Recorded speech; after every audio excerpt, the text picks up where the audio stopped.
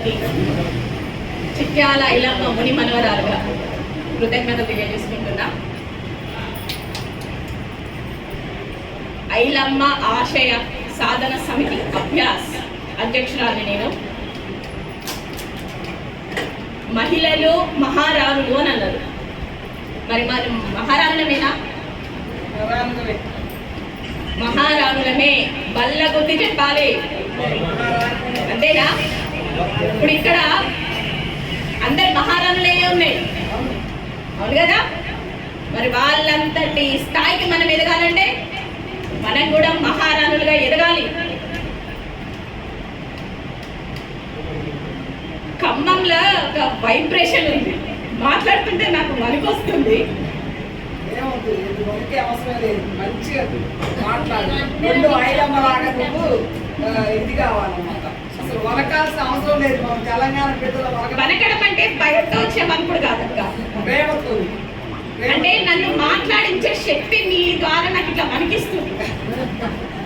ఎందుకంటే నేను ఇప్పటివరకు ఏ ప్రసంగానికి వెళ్ళలేదు, ఏ ప్రోగ్రామ్కి వెళ్ళలేదు. ఏం పర్వాలేదు, 4 గోడలు నా ప్రపంచం అన్నట్టు పెరిగిందాన్ని. ఇవాళ ఇంతమంది దగ్గరకు వచ్చి ఇవాళ 14వ తారీఖు అంబేద్కర్ జయంతి సందర్భంగా ఒక మీటింగ్కి వచ్చిన. అది ఫస్ట్, ఇది సెకండ్. ఆ మీటింగ్కి వస్తే నువ్వు ఎందుకు వచ్చావు కొంతమంది నాకు ప్రశ్న వేశారు. భద్రు నాయక్ అన్న మీటింగ్ నువ్వు ఎందుకు అటెండ్ అయ్యావని అన్నారు. ఇప్పుడు కావాలని వచ్చిన ఖమ్మంకి మళ్ళీ నేను ప్రతి జిల్లా ఐలమ్మ వారసురాలుగా తిరగాలి. ఎందుకు? ఐలమ్మ ఒక శక్తి. ఆమె పోరాట స్ఫూర్తితోటి నేను బయటికి రావాలి అనుకుంటున్నా. ప్రొద్దున్న 6 గంటలు లేచిన మొదలు 10 గంటల వరకు మనం చెయ్యని పని ఉందా? మగవారితో సమానంగా చేసుకుంటున్నాం. ఇవాళ వ్యవసాయం కానుండి మొదలు పెడితే అంతరిక్షంలో ప్రయోగాలు చేసే స్థాయి దాకా మనం ఎదిగినాం.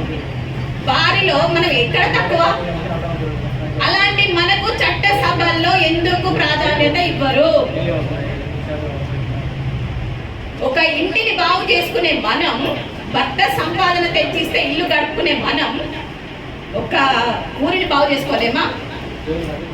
ఒక దేశాన్ని అంత శక్తి మనకు లేదా? ఏంటంటే ఆడవాళ్ళు, మీరు కేవలం మీరు ఆడవాళ్ళు, మీ వల్ల ఏమవుతుంది? వెనకటికి ఒక సామెత ఉండే, ఆడదాని వల్ల రాజ్యాలు కూలినాయని. కానీ ఇదే ఆడవారి వల్ల ఇవాళ రాజ్యాలు కాదు, కూలుతాయా, పుట్టుకొస్తుంటాయా?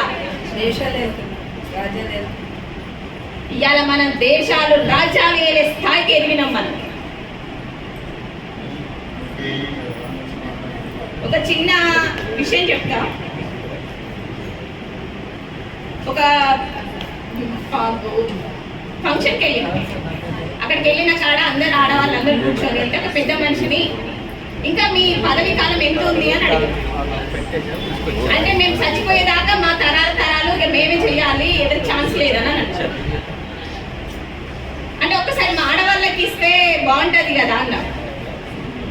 అని అంటే ఆయన అన్నారు, మీ ఆడవాళ్ళ వల్ల ఏమవుతుంది అని అన్నారు. ఒకటే మాట అన్న, బండ మీద ఎంత మురికి బట్టనైనా వేసి పెడితే దానికి అంటిన మురికిపోతుంది. అలాంటి మలినం ఉన్న వ్యక్తిని మనం కడిగేదేమా? మనకు రాని పని. మనం తలుచుకుంటే ఏమైనా చేయగలము. కాకపోతే మనకు వెనక నుండి ప్రోత్సహించే వాళ్ళు లేరు, ముందుకు నడిపించే వాళ్ళు లేరు. మీరు వస్తే మీకే ప్రాధాన్యత పెరిగిపోతుంది. ఆనాడు ఐలమ్మ భర్త తనంతా ప్రోత్సహించిండు కాబట్టి 40,000 ఎకరాల భూమిని పంచిపెట్టింది. 40 ఎకరాల భూమి సాగు చేసి కౌలుకి తీసుకొని, దొర నా ఇంట్లో ఐలమ్మ నువ్వు నా ఇంట్లో వచ్చి బట్టలు ఉతుకు అన్నాడు. లేదు దొర, నేను వ్యవసాయం చేస్తా అన్నది. పాలకుర్తి నుండి హైదరాబాద్ దాకా నడుచుకుంటూ వచ్చింది భర్తతో. నరసింహారెడ్డి దగ్గర 40 ఎకరాల భూమి కౌలుకు తీసుకొని పండించి అందరికీ ఆమె ఒక ఆదర్శమూర్తిగా వెలిసింది. అలా ఎంతో మంది మహారాణులు మన మధ్య ఉన్నారు. వాళ్ళ స్ఫూర్తితో మనం ఎందుకు బయటికి రాలేమో? వచ్చే ఛాన్స్ ఇవ్వరు కనుక. అవునా కాదా? అంతే. ఎందుకు మీరు ఇంట్లో కూర్చోండి, బోలు తోముకోండి, బట్టలు ఉతుక్కోండి, మీ పిల్లల్ని చూసుకోండి, ఇదే నా జీవితం మనకు. ఆనాడు వాళ్ళంతా చేస్తే మనం ఈనాడు ఏ కొంత కూడా చేయకపోతే ఆడవాళ్ళుగా పుట్టిన మనకంటే ఒక గౌరవం అనేది ఉంటుందా?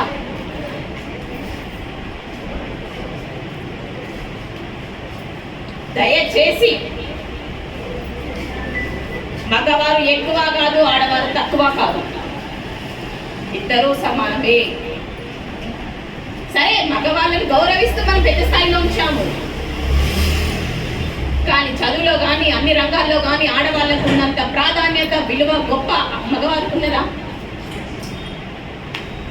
మనలో మనకే తెలియని టాలెంట్ ఉంటుంది, దాన్ని బయట పెడితే ఎవరు పనికిరారు. కాకపోతే మనం పెట్టనివ్వరు.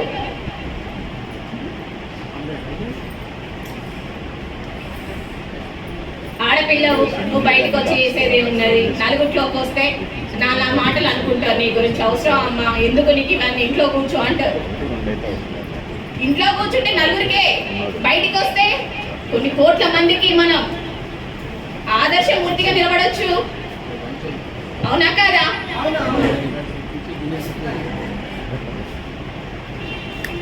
కాబట్టి ప్రతి ఒక్కరు వీర మహారాణులు, మన వీర మనులు, వీళ్ళ స్ఫూర్తితోటి ప్రతి ఒక్కరు బయటికి రావాలి. వాళ్ళ ఆశయ సాధన కోసం వాళ్ళ స్ఫూర్తితోటి మనం ఏంటో మనం సమాజానికి తెలియజేయాలి.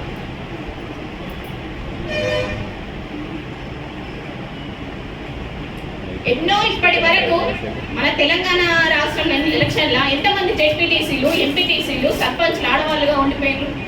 మనకి ఎందుకు ఇవ్వరు అలాంటి స్థాయి? మనం పోటీ చేయలేమా? మనకు అర్హత లేదా? అలాంటి స్థానాన్ని కూడా మనం కల్పించుకోవాలి. ఒక వార్డు మెంబర్ నుంచి మొదలు పెడితే గవర్నర్ వరకు మనకు ప్రతి దాంట్లో ఒక హక్కు ఉంటుంది. ఆ హక్కులను మనం వాడుకోవాలి, ఉన్నదానిని ఉపయోగించుకోండి. ఆడవాళ్ళు అంటే ఒక శక్తి, మనలో ఉన్న శక్తిని మనం బయట పెట్టుకుంటే మనల్ని ఎవరూ ఆపలేరు. అంత గొప్ప శక్తి మన దాంట్లో ఉంది అది. కాబట్టి ఒకరు మనల్ని గుర్తించాల్సిన అవసరం లేదు. మనం బయటికి వస్తే ఆటోమేటిక్గా మనల్ని తల్లుకుంటూ వాళ్ళే అందరూ గుర్తించుకుంటూ వస్తారు. ఈ అవకాశం ఇచ్చిన పెద్దలందరికీ థ్యాంక్ యూ.